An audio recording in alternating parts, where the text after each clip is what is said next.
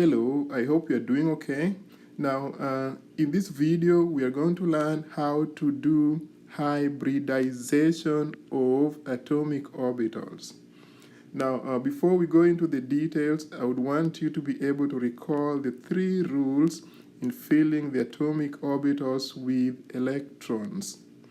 The first one is called Aufbau's principle, in which we need to fill the lowest energy level first before we go to the higher energy levels.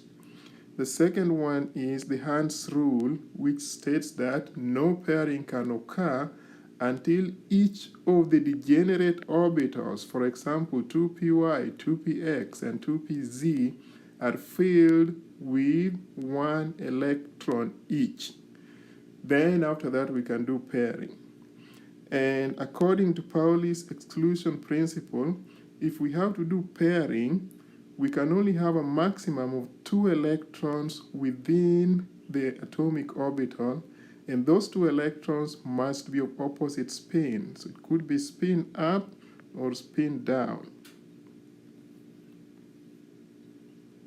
Now, let us see how we can perform sp3 hybridization by employing that concept. Let us try to consider methane. And what I want us to imagine here is how can we create or how can we imagine of the overlap that happens in the atomic orbitals of methane. Now, there's a carbon, which is the central atom, bonded to hydrogen. Now, each of these hydrogens has one electron in the 1s1. So 1s1, 1s1, 1s1. The carbon has 1s2, 2s2, 2p2. So we're going to focus on the valence electrons, so 2s2 and 2p2. Now, while following the Aufbau's principle, we fill the 1s2 first, that's completely filled. Then we go to 2s2 and fill it. Then we go to 2p, which are the degenerate orbitals. So we fill them with 1 electron each, and we're going to realize that one of them is going to be empty. Now, the energy difference between the 2s and 2p is small enough such that we can excite an electron to move from 2s to 2p, so that we end up with each of these orbitals having 1 electron. Next, we can do hybridization. That is, we mix the s and the p orbitals. So there's a total of 4 of them. 1, 2, 3, 4. So we can form 4 orbitals in total, s and 3 of the 2p orbitals. So we form sp3, and they're all degenerate, which means they're of the same energy level. Now, we call this hybridization because it has the traits of the p orbital and of the s orbital, so this energy is kind of somewhere in between. Once we do the hybridization, then now we can bring in those electrons from each of the hydrogens, and then we can do bonding.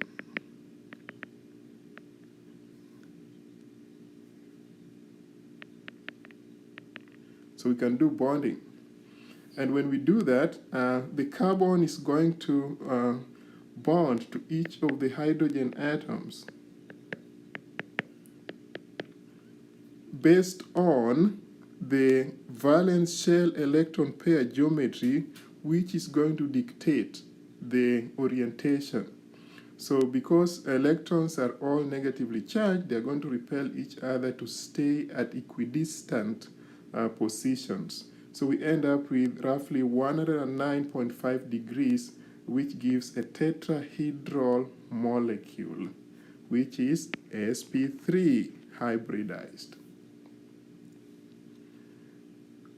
We can also be able to do sp2 hybridization. So if we use something like ethylene, that is a carbon bonded to another carbon bonded to hydrogen atoms. So what we could do is we could use one of these carbon. Let us consider this carbon 1, and that is carbon 2. We can follow the exact same trend, but now we are doing what is called sp2 hybridization. So after we do the excitation, so one electron has moved from the 2s to the 2p, then we only take one of the 2s orbitals and two of the 2p orbitals, and we mix those ones to give us a total of 3 orbitals. So that is sp2, a total of 3 orbitals, as opposed to the previous 4 orbitals. So we have sp2 hybridized orbitals, which means one of them is going to be left behind, and that's not going to be affected by hybridization. So we end up having what we call an hybridized orbital.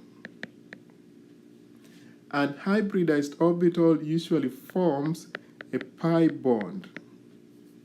So whenever you see a pi bond, that means there is an hybridized orbital in the carbon atom. So then once we do the hybridization, then we can be able to populate the electrons that are going to do the bonding. So assuming we had this one, carbon 1, it has 2 sigma bonds, 1, 2. So this could come from hydrogen. So hydrogen, hydrogen. Then it has another sigma bond, and that the electron here is going to come from the carbon. So hydrogen, hydrogen, and one of the other sigma bonds is the carbon.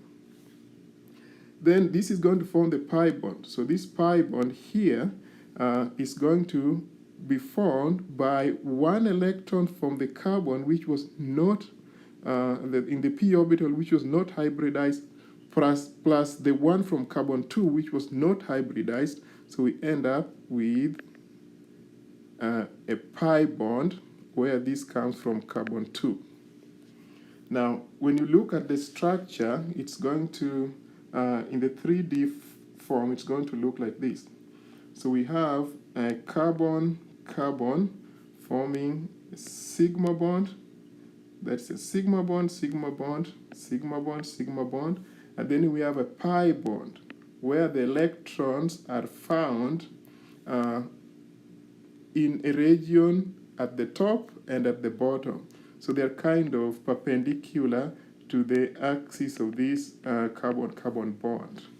So we call those ones pi bond.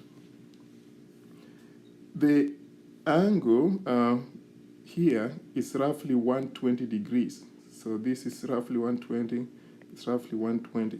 So the orientation gives us what is called the trigonal planar geometry.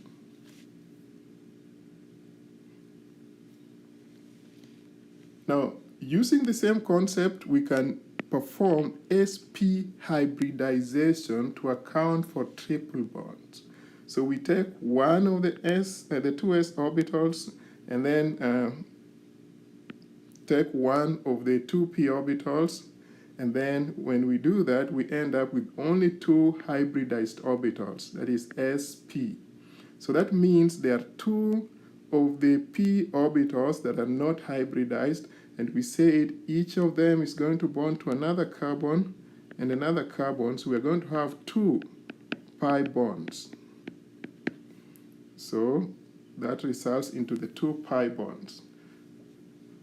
So one of these electrons is going to come from the hydrogen, and one of these electrons is going to come from, let's say that's carbon 2, assuming the one we did here, let's say that was for carbon 1, with 1s2, 2s2, 2p2. So you have a sigma bond,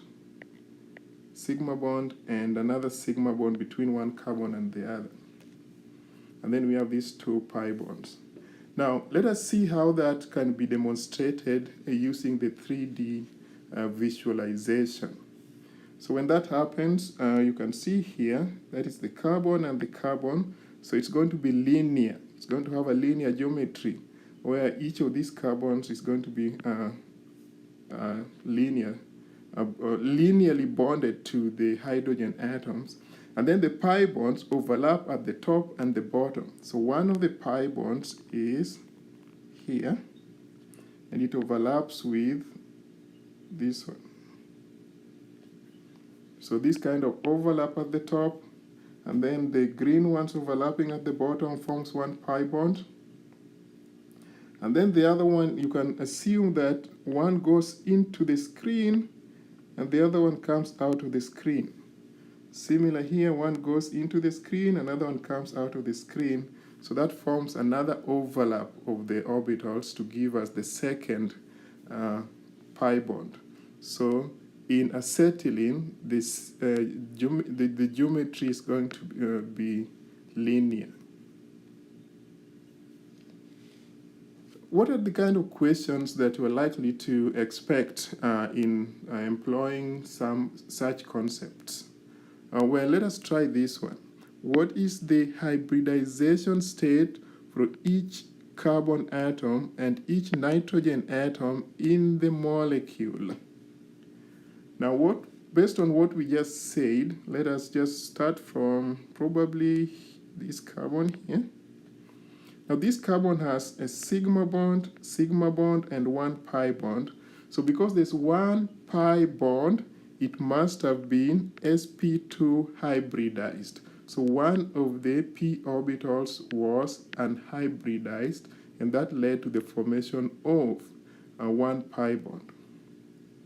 Looking at this next one, it has sigma bond, another sigma bond here, then it has a pi bond,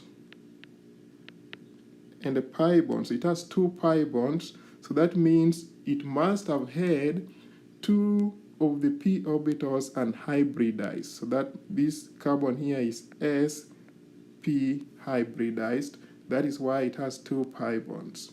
Going to the next one, we can see one of these is a pi bond, then sigma. So only one pi bond. So this is sp2 hybridized. So based on that, we can go ahead and just include the hybridization state for each of the atoms that we are asked to do. That is the carbon and the nitrogen atoms.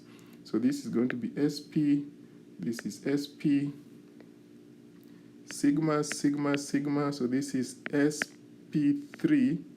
This carbon here is this is sp3 hybridized. So the answer is what you see here, and we can use that kind of explanation